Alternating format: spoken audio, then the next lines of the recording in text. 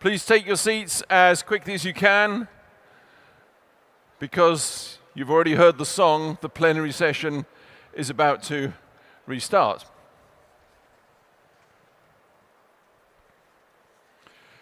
So I hope you found those sessions useful and invigorating. We're going to leave you now with just two thoughts. In a moment, some final takeaway observations from somebody who really is a key player in moving ourselves forward towards the SDGs and taking on the challenges which we all need to take. But first for you, a vision of change from someone whose business it is to really bring to companies the kind of changes which companies need to make, the kind of changes which we all need to make as individuals as well. It's not like companies and organizations are something different. We're all involved in this, and we all have to do what we can, as you know. Now, I should warn you, or I should whet your appetite. Our next speaker says he's got about 80 slides. It's going to go fast. It's going to go quick. Make sure you got your cameras ready to get down all the information. Of course, it's available online as well, but from what I hear, you're going to need them on motor drive, so get ready. Ladies and gentlemen, for a final keynote address at this year's forum, please welcome on stage the sustainable futurist and innovator, Marc Buckley. Marc. Thank you so much. I really appreciate it. So we've got tons of great information. This event has been absolutely fabulous. We have a set roadmap, and the people here are educators, leaders, politicians, businessmen, CEOs, and we're here because I believe we're already on the same page. We have thought deeply about food, we think about climate change, and so maybe I'm preaching to the choir when I speak with you. So I want to give you some information and a roadmap in this presentation that you can take away to your friends, to your tribes, to your business leaders, to your professors, to your politicians, so that you have the same roadmap as Guido Barilla spoke about, the fire that we need to vanquish and move forward with a sustainable future, the Sustainocene. So I want to start with outer space, an overview effect, or what we call the cosmic perspective, and that is, this has only been seen from 500 people to date. People who are astronauts who've been outer space, they have seen this cosmic perspective, this overview effect. And this is the first catalog image of our planet. It's called Earthrise. It was taken December 24th, 1968. People who have seen this live have had a profound change in their life. And as a climate speaker, we always show this. We want to show that there's no nations, borders, or division on our home. But I show it to you for a couple different reasons. This atmosphere that protects us, that keeps our planet regulated and our temperature in livable conditions for us to farm and to survive as human beings, we are treating like an open sewer. The amount of man-made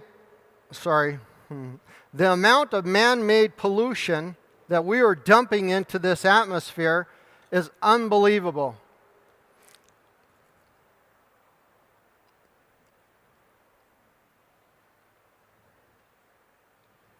So the slide is not working.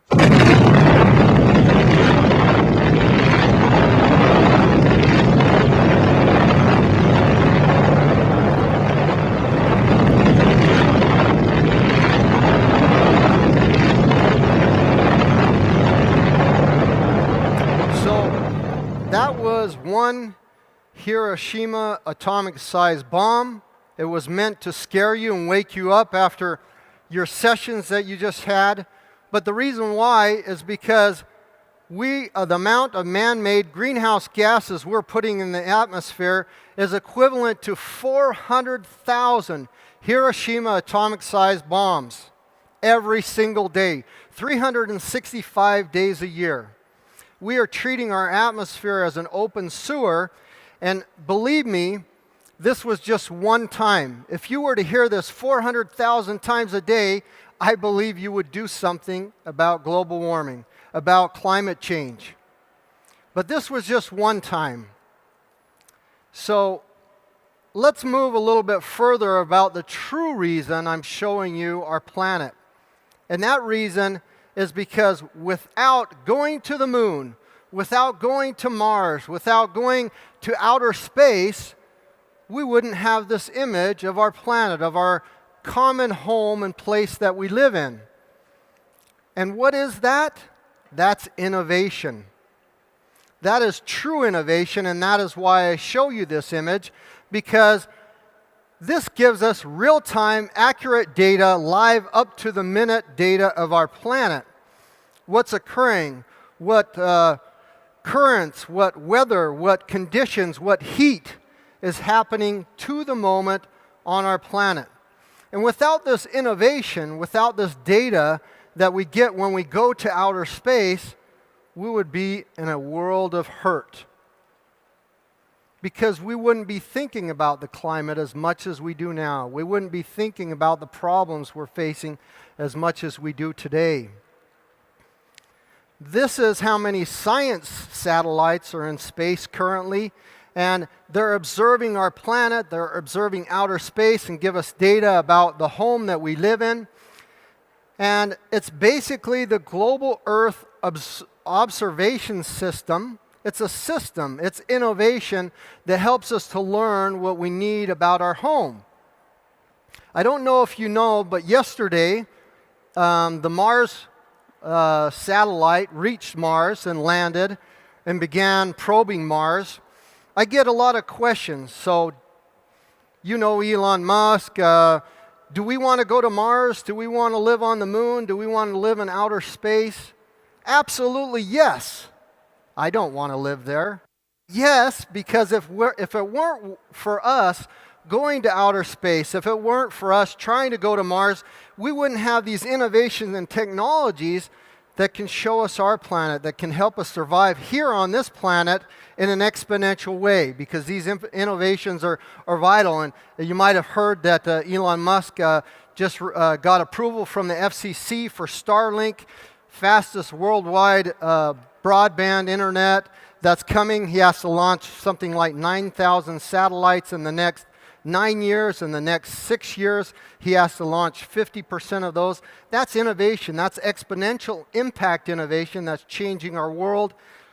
And those 3 billion people that you hear about that are going to have smartphones and broadband internet that are coming online today and in this year and next year, will have information at their fingertips, what you have in your smartphones, to get the information that they need on climate change and our world.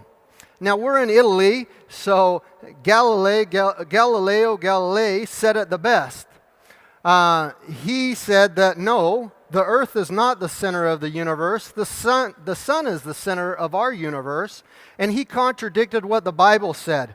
And so they put him on house arrest until he died. Sometimes humanity gets it wrong. We think we know it all, we think we have the data, but we get it wrong, and we're sometimes punished for that. But we are continually learning. We're gathering this data. We're learning what to do with it. And so I want you to, first of all, know that we need to embrace complexity. We need to take it into our core and embrace it, because that's the only way we're going to fix that. And it's like the 17th SDG, it's collaboration, it's partnership for the goals. It's working together as cultures and countries and humanity. If you look at our brain, it's very complex. Many neurons, many things firing at the same time, and it's a complex system. And we need to embrace this and be okay with how that works, so that we can also do some moonshot thinking that will save us, that will help us here on this planet to live a desirable future here on Earth, sustainably and resiliently for a long, long time. And that's the type of thinking and the takeaway I want to give you how innovation can be a positive thing. Sometimes I don't always want to put innovation in my mouth, but it is a good thing for the food system. Look at the world in a different way. Rethink. Change your perspective. Ask yourself, how will your business perform and survive in the future? Key players are questioning the status quo. It's brave to make a change.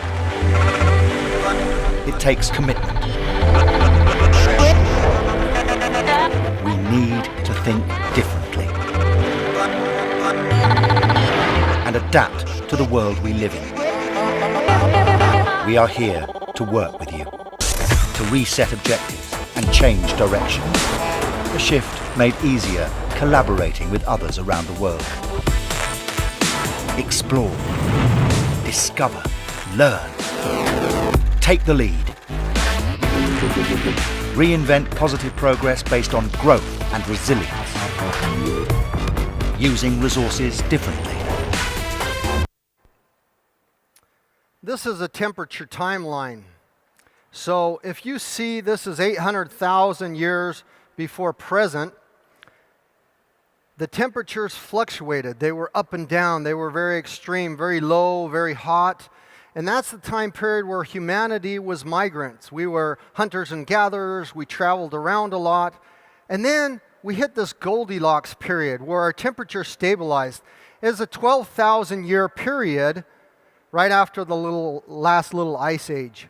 And this period is the period where humanity began to start farming. That's how communities, cultures, and languages were born, and how we gathered together because we had a common source of energy to feed us, where we didn't need to travel and migrate so much around our planet.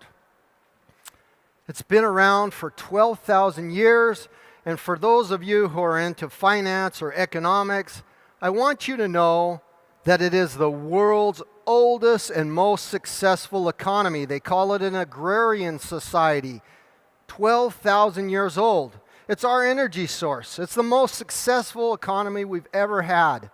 If you look at other economies all over the world, you hear about a bubble, you hear about problems, you hear about real estate bubbles, financial bubbles, tech bubbles. What happens with a bubble? Well, eventually the bubble pops. I've lived through 4 economic bubbles or bubbles in my lifetime, and all of them have popped. And what happens when they pop? What happens is we get a bailout and we go back to the exact same broken economy and into a new bubble, correct? Well, that's the definition of insanity, repeating things over and over and over again, hoping for a different result. And so I want to tell you there's some kind of wisdom that we can get out of this original economy that really truly works and is our most vital energy source. Did you know that the agriculture, food, and beverage industry is a 13 trillion US dollar globally economy, industry? Did you know that there's also a shadow economy within the agriculture, food, and beverage industry? And they're saying it's around 3 trillion. But also, it's the least digitized industry. It's the least educated industry. It's the largest employer industry. It's the largest employer of women. It has the lowest wages, and it has an exponential waste. We've heard it many times during this event. 30% of everything that's produced in this industry is wasted. But that's an exponential waste. So we are only hearing about the 30%, but it's a lot more than that. And let me explain it real quickly why.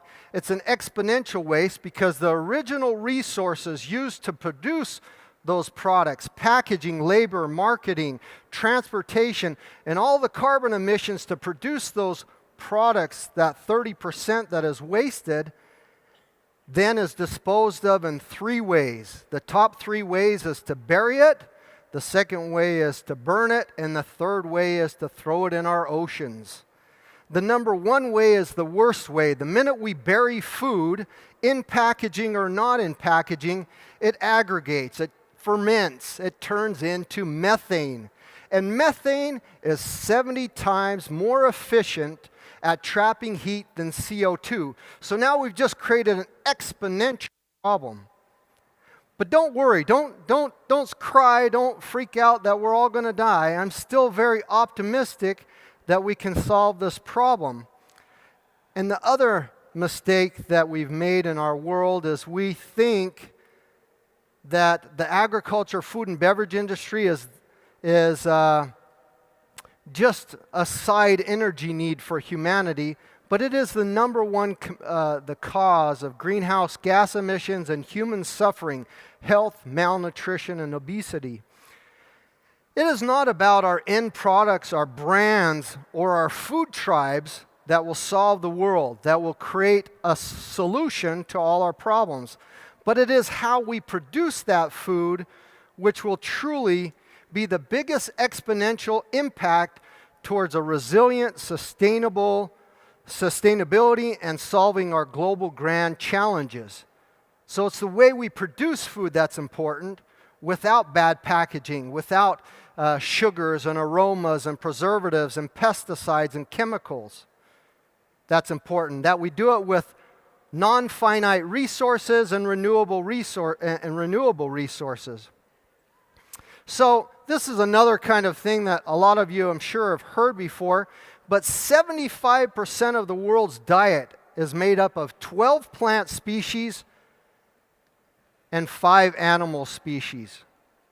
That is not very diverse food system for 7+ billion people on this planet. That means in one day, a war, a conflict, or a climate crisis can disrupt the entire food industry. In one day, Hurricane Maria hit Puerto Rico and wiped out 100% of all their infrastructure and 90% of all their agriculture, but everybody there needs to eat tomorrow, not when the crops are regrown, not when the infrastructure is regrown. So with a lack in this diversity and some resilience in the system, we're setting us up for some huge problems. So we need to make a shift. You might have seen this before. This is the top 10 food companies in the world. Unilever, Nestle, Kraft, Coke, Pepsi, Mondelez. They own more than 75% of the world's diets and brands. 10 top companies. The slide I showed you before, you think that was not diverse? I think this is not very diverse. By having only 10 companies hold more than 75% of our diet, of what we eat, what we need every day, our most valuable energy source. Humans need to eat minimum 3 times a day, right? At least I like to. This slide we saw before. Raj showed it earlier, and I'm going to show it again because I just want to highlight that the system, something's broken. It's not the oil and coal and gas industry. It's not the telecommunications or the automotive industry that is creating the most greenhouse gases on our planet and the problems of climate change. It's the agriculture, food, and beverage industry. It is the most imbalanced. It has low bad profits, and it has very unsustainable total environmental cost of EBITDA, earnings before interest, tax, and depreciation and amortization, than any industry in the world. That's an imbalance, meaning that we're not paying for natural capital, true cost in our resources, and it's at such an imbalance, we've got a broken system. So I want you to know this industry is creating the most problems, but that's okay because we can fix it. These are our planetary boundaries, and there's 9 planetary boundaries. We're already on the verge of going into the red zone out of the green, safe operating space of our planetary boundaries on 5 of them. Some you see are pushed in yellow, and others are in red. This comes from the Stockholm Resilience Institute and Dr. Johan Rockström, and I want you to know it's time to be concerned. Like Guido said earlier, we're burning. Something's happening. We need to get serious and do something. Well, this year, August 1st, was Earth Overshoot Day. If you don't know what Earth Overshoot Day means, that means that on that day, we went beyond the replicable resources of our planet, and now we're running on a deficit. We've used up all the water, energy, resources to grow and make food. Now we're in a deficit. And that was August 1st this year. And you might have heard this before in conjunction with Earth Overshoot Day, which means if we all lived like Americans, we would need 5 planets worth of resources. I don't know about you. I don't have 5 planets worth of resources, and I don't think the U.S. does. And if Donald Trump is combing his hair over, I don't think he has 5 planets. It's important that you know what this means. And what it means is that there is 1.7 global hectares per person, which is replicable. Well, that means for you, for me, for everybody else, we each have 1.7 global hectares, which means we can plant enough food, have enough water, make enough money to live a ripe old age. That's what we need. We could live it to 80 to 90, maybe a ripe old age if we had that. But per person on resources on this planet, we are using 2.87 global hectares average per person. That's a deficit. That's an overshoot. Something that we do not have. It's a deficit of 1.17 global hectares. And just one last caveat to that. Did you know that every minute, 23 hectares of land is lost due to deforestation, soil contamination, flood, and drought? I don't know if you're seeing the trend of where I'm going, but we're eating our resources. We're eating our planet. We really need to flip the switch. For something that's 12,000 years old, you think that we would be perfectionists and have gotten it figured out by now. I think you all in this room have it, and I'm probably preaching to the choir. And that's why I want you to take this message to the other humans that eat 3 meals a day so that they can understand the big picture to involve it into their life. What we need is a global food reform, a new roadmap, a new mission moving forward into a new age of resilient sustainability, because this industry is the leading major cause of human suffering, health, obesity, and climate change. I want to give you an example to put it all into perspective. You guys, some of you are business people and have probably read an annual report before in your lifetime that says we are reducing our carbon emissions by 20% or 40% or 50%. What I want you to know is that if you are driving down the road to Rome on the freeway, and you look up and you say, I'm not going to Rome, it says Milan. You're going in the wrong direction. So you say, I've got my Ferrari, I just slow down. Well, you're still going slower in the wrong direction.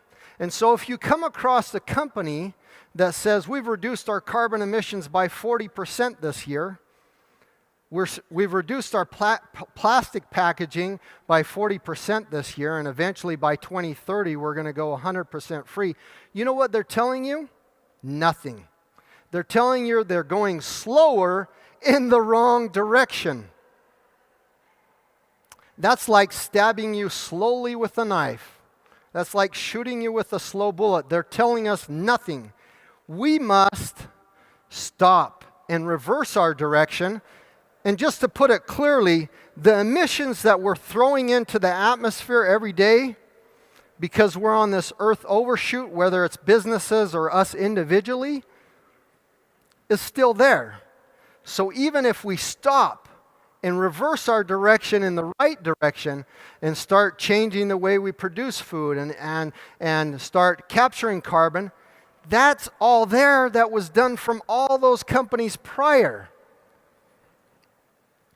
And this is that example. If you don't change direction soon, we'll end up where we're going. Professor Irvin Corey said this, and this is one of the garbage patches. floats up on the beach every single day. So just because companies stop producing plastic waste or we change the way we throw, who cleans all this up? Does that mean it disappears? Does that mean it doesn't create problems? No. So reduction of what you're doing, that doesn't tell you anything. They're buffaloing you with a fancy number.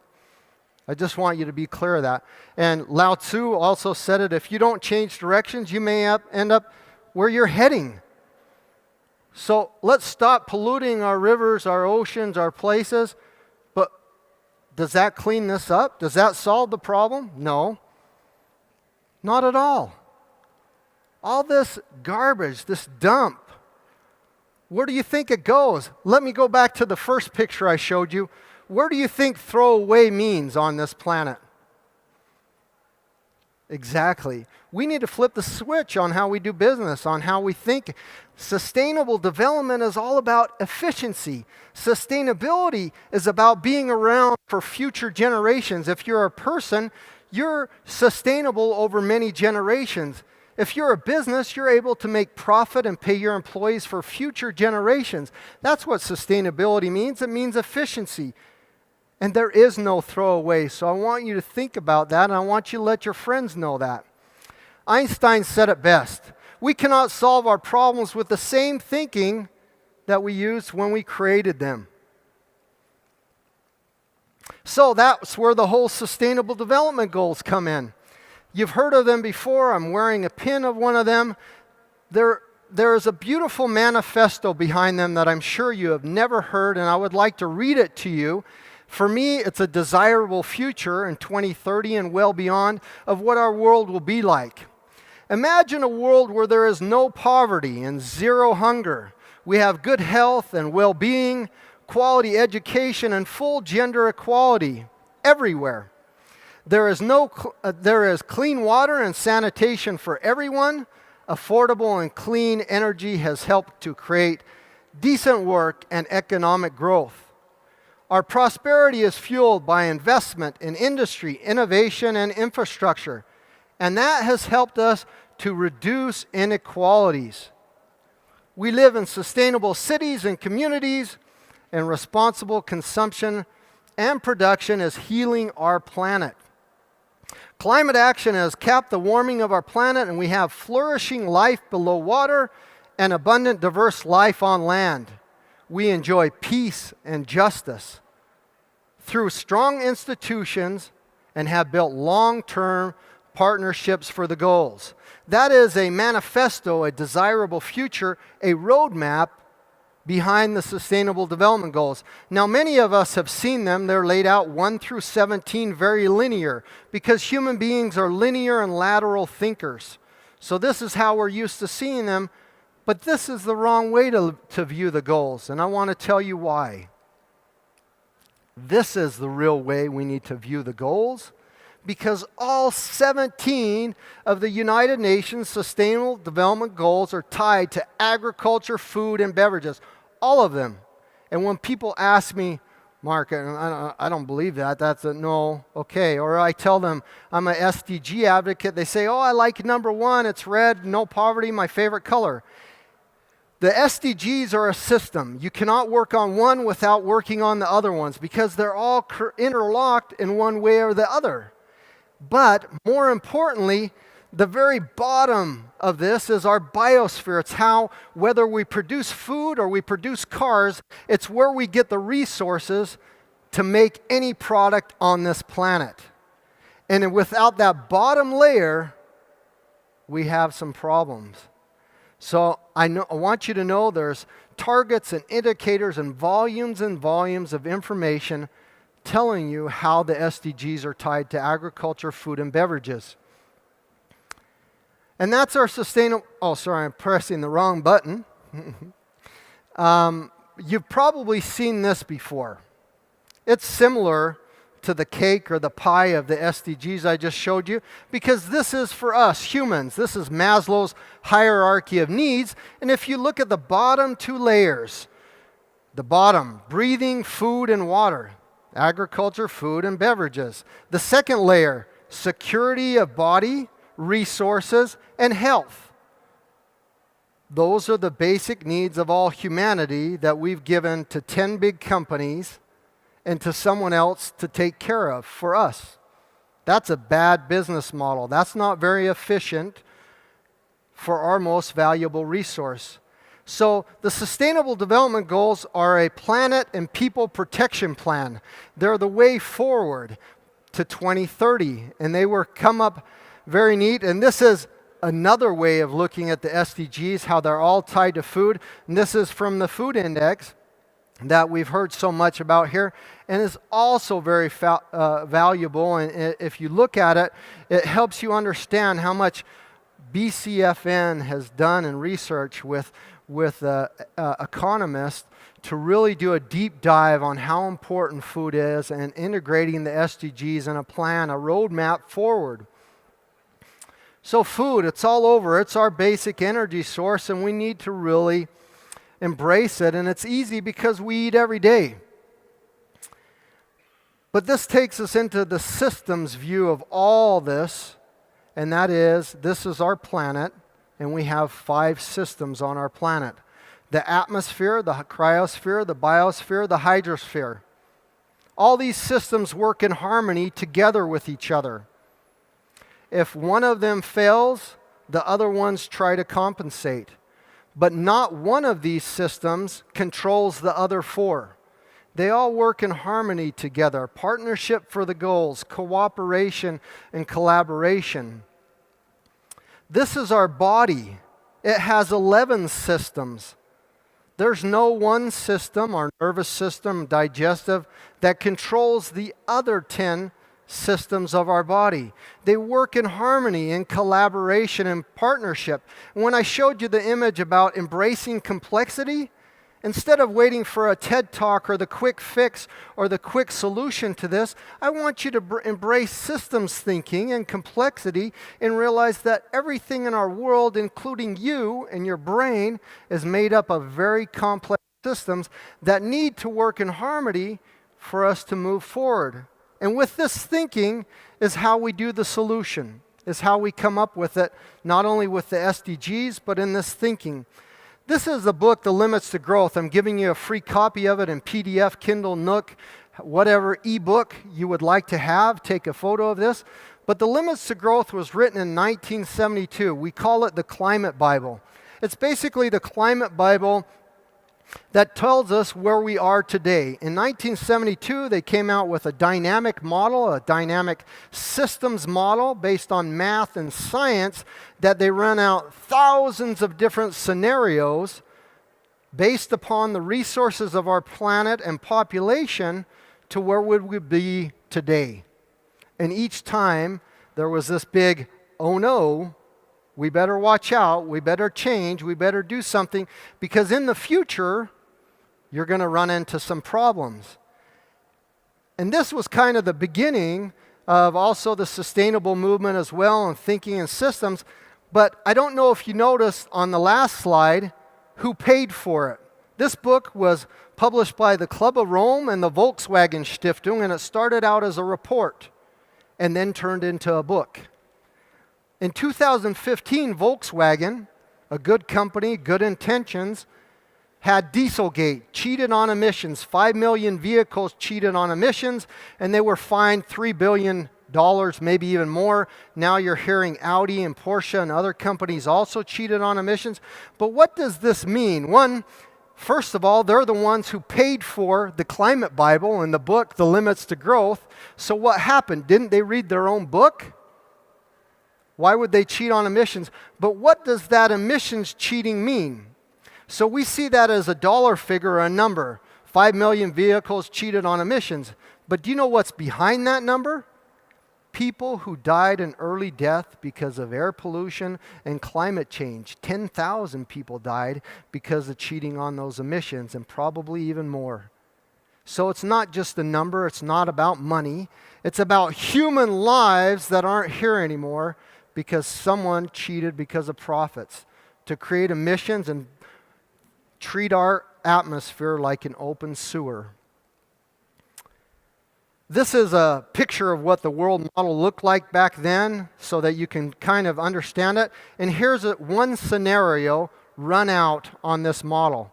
They ran thousands of scenarios with this model, and all of them see a peak and then a drop, where the limits to growth, and we see some problems. Using the same systems thinking and dynamic modeling laid over a business Canva, laid into our business models, we can come up with solutions the way they backcast the Sustainable Development Goals and thinking about business to solve these problems. We can calculate before we reach the future what we need to do now to save it so we can have a desirable future. And this year, January, the world kind of came out with this systems thinking. We're stepping away from a siloed linear approach into a systems thinking approach. And the World Economic Forum released on their website, if you go there, transformational maps. You can click on anything, any industry, any topic, and you can see what it's interrelated to. This is education, gender, and work, and you click on that and you see all the other systems that are interrelated to that and how they connect. That's systems thinking and how we solve the problem.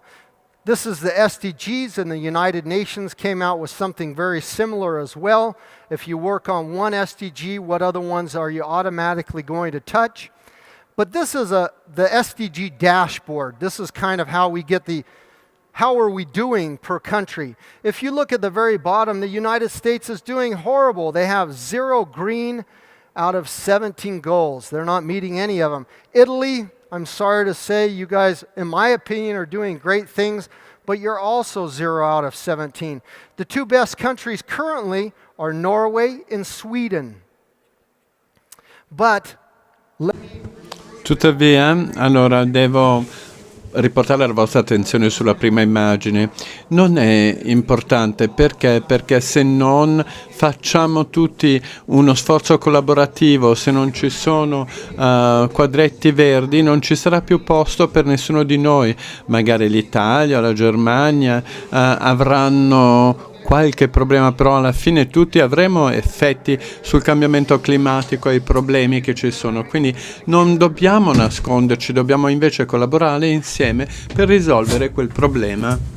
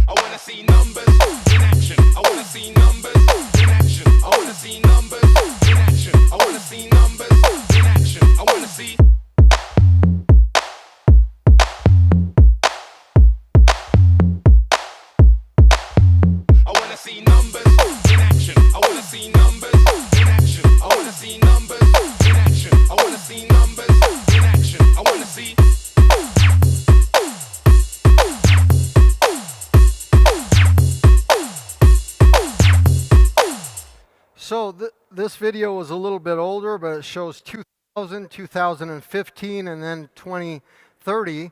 And it basically takes us on a journey of what numbers we have to meet. And the numbers, as I've told you throughout this whole thing, are not that vital. It's about the actions that we change to solve this problem. But there's a big number behind the Sustainable Development Goals that most people don't know about. And that is 90 trillion US dollars are needed in sustainable investment for us to reach the goals by 2030. That's 6 trillion US dollars a year. And just so you don't think I made this up, the source is many different locations. the United Nations, the SDG area, also the G20, the COP, the WHO, the WEF, the World Bank. And if you look at this, is a news article from The Guardian. More businesses do not understand or do anything with the United Nations goals. They don't understand them and they ignore them. And if this is a little chart that shows how many businesses have started putting the SDGs in their business plan. And it's growing, it's starting to grow exponentially, and I believe this year and next year we'll see even more numbers added to this. But I want you to know that the UN said right on their website, right in articles, that there's 90 trillion US dollars, 6 trillion a year. This is the Guardian said it as well, needed in sustainable development to reach the goals. Speaker of the General Assembly says 6 trillion annually needed to reach the goals. So to put that into perspective, because that's another big number, I want you to know if we do business as usual, if we do the high carbon scenario, don't do anything, every few years we put on a new coat of paint or we knock down our building and build a new one, we change our tires, that's business as usual. We don't do anything sustainable. We use oil, coal, and gas. We're going to spend 89 trillion US dollars regardless. But if we do it sustainably, efficiently, and resiliently for the future, we only need to invest a little bit more. If you see on the other side, it's about 95 trillion, so about 15 trillion more that we need to invest to have a much more desirable future where everybody is equal, prosperous, where we have a nice world to live in. So to put that into perspective, this is the U.S. debt in 2017. It's 20 trillion US dollars. That's how much money that is. The Statue of Liberty is in the back so that you can see that. But there's another fact. We're leaving money on the table. By being sustainable and embracing the Sustainable Development Goals, you could generate 12 trillion of new business value each and every year. This came out from Unilever. Paul Pullman is on the board of the SDGs, of the Sustainable Development Goals, and he's a big advocate for the SDGs and does a lot around them. But that's equivalent to 10% of the global GDP. To put those into perspective, we're leaving money on the table by being inefficient and hurting our planet. So, Peter Diamandis said it the best. The world's biggest problems are the world's biggest business opportunities. He wrote a couple books. He's worked with Elon Musk and many others on trying to reach a sustainable future. But I want you to know that that's absolutely true. So if you're a CEO, if you're a social entrepreneur, if you're someone who just has a family at home and you want to create a social millionaire environment or be a millionaire or a billionaire, the way you do that is to help 1 billion people because that helps our planet. And so that's kind of this thinking that the world's biggest problem are also our world's biggest business opportunities. The World Economic Forum came out with something about food. It says, innovation with a purpose, the role of technology innovation in accelerating our food system transformation. So it's a process that we're working on, and the way I specifically do it is with my company. I have a company, it's called the Anya Aloha's Eco Center, and it is the new form of agriculture, food and beverage. We do closed environmental agriculture and produce 1 million metric tons of food a year and 3 million hectoliters of beverages a year. We do it using renewable energy, battery backups, ambient water harvesting, rainwater recycling. We generate 80 megawatts of renewable energy through solar, wind, and hydrogen, and we back up 150 megawatts to battery backups. This is a little video, and then I'm almost done. Large production facilities CO2 neutral, energy balance equal to net zero, growing vegetables exclusively with rainwater. The green production facility of Anya GmbH turns current food and beverage production facilities on their head. Our complete concept of an urban green production facility sets new standards worldwide. By combining technology, innovation, renewable energy, and the recycling of resources to a holistic system, it is a truly green system. The sun, wind, and rain are our primary energy sources, along with Tesla power packs as backup. Our energy balance is net zero 365 days a year. Our process uses a complete water cycle management system that resolves the unsustainable water imbalance currently used in the food and beverage industry. We recycle and use our rainwater to 100%, and we access and protect our own natural groundwater because we filter the water with reverse osmosis equipment, and we recycle 100% of our gray water. By using only organic filtered rainwater and automated vertical farming, we have optimal space and power utilization that allows us to grow a portion of our raw materials in-house. Current food and beverage production facilities have stood long enough on their heads. We place them back on their feet. So, to wrap it up, we need to stop and reverse global warming, and the top 4 ways to do that is to globally reform food. The way we produce is the important part. Empower women and girls, because you heard that they're the #1 food producers of the world for humanity, women and girls. And to rethink refrigerants, which are causing all sorts of issues in our world. So let's get the job done and use the SDGs in our daily life to solve this problem. Thank you. Thanks very much, Mark. Thank you very much. Thanks a lot. Thank you so much, Mark. Now, I know we've all got trains, planes, and automobiles, but just stay